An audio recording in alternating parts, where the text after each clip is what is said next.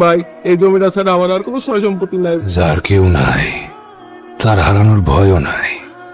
এখন ক, জমি রাখবি না জীবন? এই জমিটা নিয়েন না ভাই, আপনার পায়ে মরি ভাই। এভাবে তো মুখ বুঝে সহ্য করা যায় না ভাই, আপনি কিছু একটা করেন ভাই। ওদের প্রত্যেকটা দাবি পূরণ হবে। ক্যাম্পাস আমি গরম করে ছাড়বো, কালকে দেখা হবে সবাই।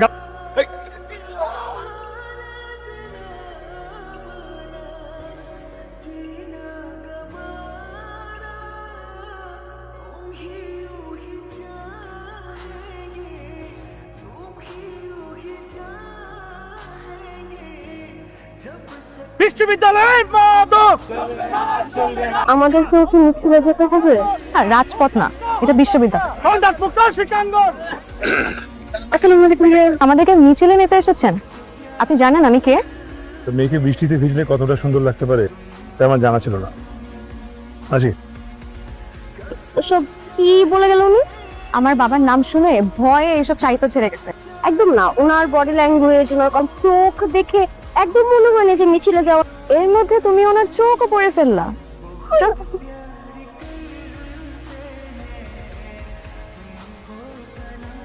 3 দিন মানে 3 দিন। 3 দিনের মধ্যে আপনি টাকা নিজে দিয়ে আসবেন। তুমি জানো তুমি কার সামনে দাঁড়িয়ে কথা বলছো? তোমার মতো ছেলে আমি মিনিটে মিনিটে জন্ম দিতে। এত কথা শোনার সময় তো আমার নাই। আপনি টাকা কবে দিবেন সেটা বলেন না। আরে তুমি এভাবে কথা বলছো কেন? আপনার সাথে কিভাবে কথা বলবো? এখন আইছো তুমি কিন্তু উল্টাপাল্টা কথা বলছো। আপনি টাকাগুলো 3 দিনের মধ্যে দিয়ে দিবেন। ওরা কারা? তোমার সাথে এরকম আচরণ করলো কেন?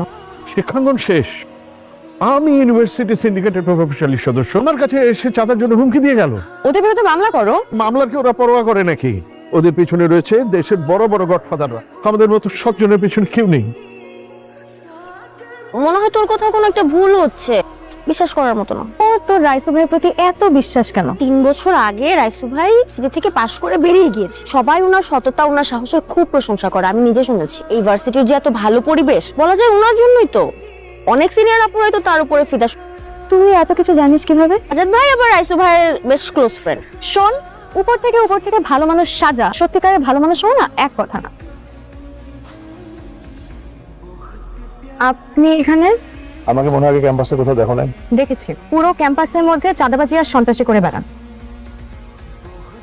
তাই তুমি আমাকে কিভাবে দেখো এটা তোমার ব্যাপার, আর আমারও কিছু ব্যাপার আছে যেটা তোমাকে আমি এখন বলতে চাই।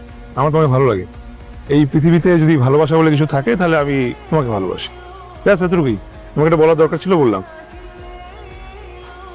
তাই বলে এইরকম একটা ছেলে আমাকে প্রপোজ করবে? একটা চাঁদাবাজ সন্ত্রাস। আজাদ ভাই, ভাইয়া ও রেনু আমার বান্ধবী। ভাইয়া একটা হেল্প লাগতো। রাইসু ভাই করে ওকে প্রপোজ করে বসছে।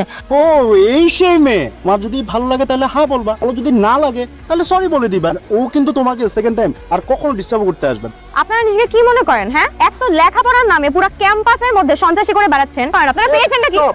রাইসুর সাথে এসে চাঁদার জন্য আমার বাবাকে হুমকি দিয়ে গেছেন। তোমার বাবা কে? গোলাম কাজী মোস্তফা সাহেবের মেয়ে। গোলাম মুস্তফার মেয়ে, এই জন্য এত বড় গলা না?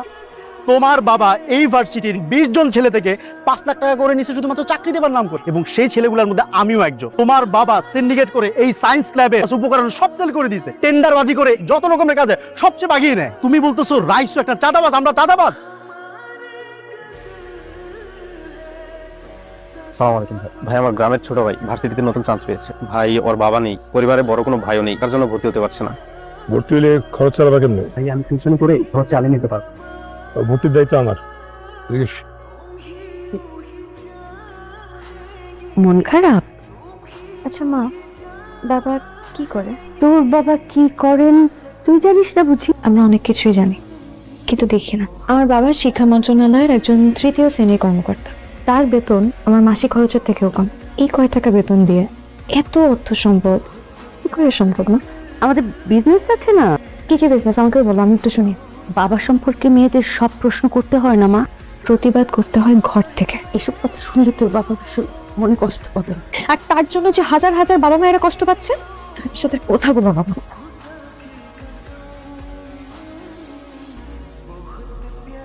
এভাবে তাকিয়ে থাকার মতন কোনো পরিবর্তন হয়নি।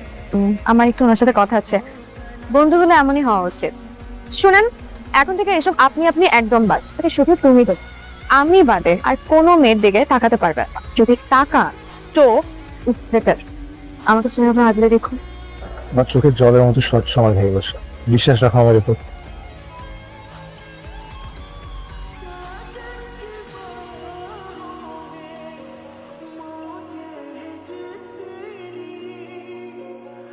নিজের হাতে তোমার জন্য গরম গরম ভুনা খিচুড়ি বানিয়েছি, তুমি খাবে, আমি দেখবো। খুব সুন্দর একটা মানুষ, আমার মায়ের পর সব থেকে সুন্দর মানুষ। তুমি কি কাঁদছো? হতভাগ একজন মানুষ আমি। জন্মের 3 মাস পর বাবা প্রবাসে মারা গেলেন, টাকার অভাবে লাশটা আনতে পারিনি। বয়স যখন 3 তখন মা আর একটা জায়গায় বিয়ে হয়ে যায়। কথা ছিল আমিও ওদের সাথেই থাকবো, আমার করে নেয় নাই। লোকটা মাকে অনেক নির্যাতন করতো। আমার অবহেলা সহ্য করতে না পারে মা আমাকে নিয়ে শহরে চলে আসে। একটা এতিমখানায় ভর্তি করে দিলাম। নিজে একটা গার্মেন্টস চাকরি, প্রতি সপ্তাহে আমার সাথে একবার করে দেখা করতে আসতো।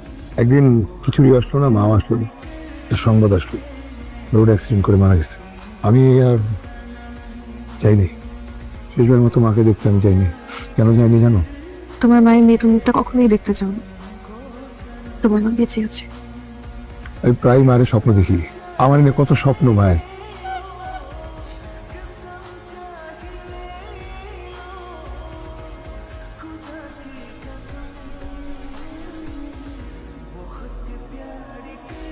কিছু বলবে বাবা? কোথায় যাচ্ছিস? ভার্সিটিতে।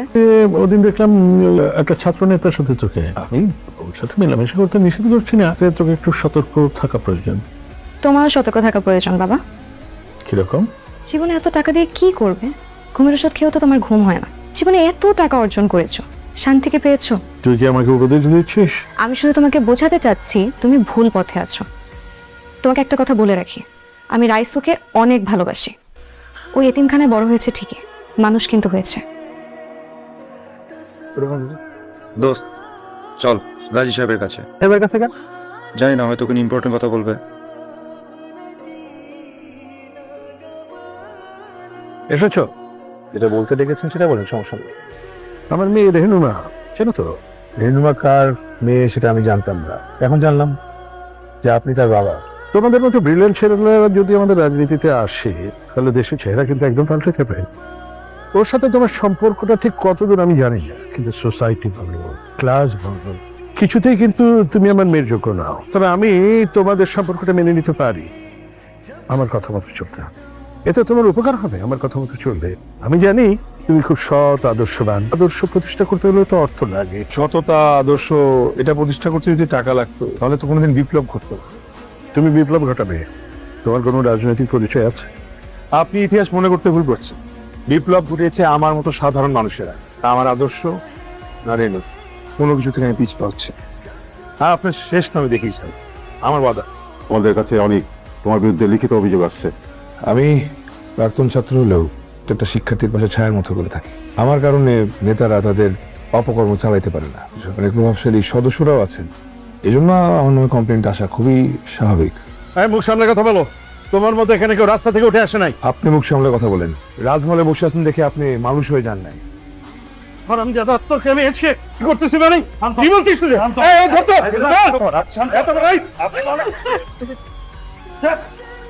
দুধকলা দিয়ে কালসটা পুষলাম। ছাত্র সমাজের কলঙ্ক দাদাবাজ রাইসুর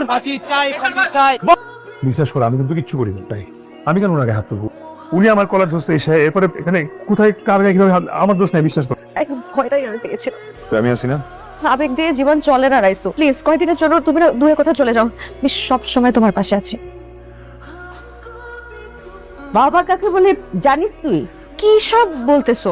সিদ্ধান্ত নিজে নিতে শিখে গিয়েছিস না? এ তোর বাবার গায়ে হাত তুলেছে, সেই ছেলের সাথে অন্তত আমার মেয়ের সাথে কোনো সম্পর্ক থাকবে না। পুরো ঘটনাটা আনএক্সপেক্টেড ছিল। রাইসু ইচ্ছা করে বাবার গায়ে হাত তুলেনি।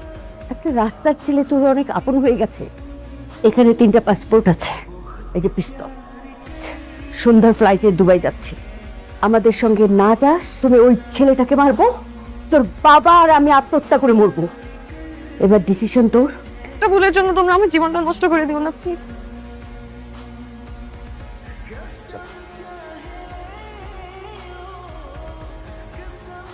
তোর বাপ রাইসুকু, তোর মতো বেইমানের কাছে অন্তত আমি রাইসুর কথা কম। যখন টিপটা পড়াই দিব না তখন ঠিক করবি। এরপর কি পড়াস থাকে পড়া। কে আপনি? ভাই আপনি বলেন তারে রাইসু আসছে। ম্যাডাম তো পরশু দিন দুবাই চলে গেছে।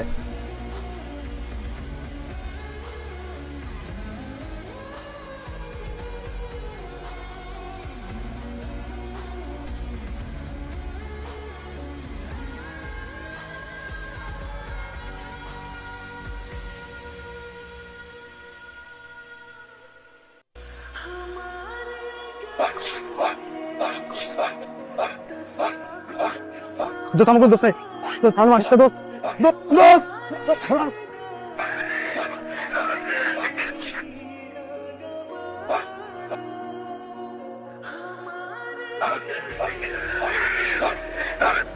ওরা দিনটা নিতে পারবেন না।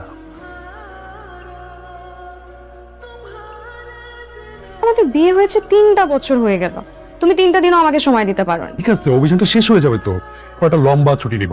হাজবেন্ডের উপর পুরো কনফিডেন্স আছে। তুমি টিভি দেখো। কুখ্যাত সন্ত্রাসী রাইসুর রাইসুর নামে অসংখ্য ভূমি দখল খুনের মামলা রয়েছে। যতটুকু আমরা জানি স্যার, সন্ত্রাসী রাইসুর আপনজন বলে কেউ নেই। সে আমার আপনজন।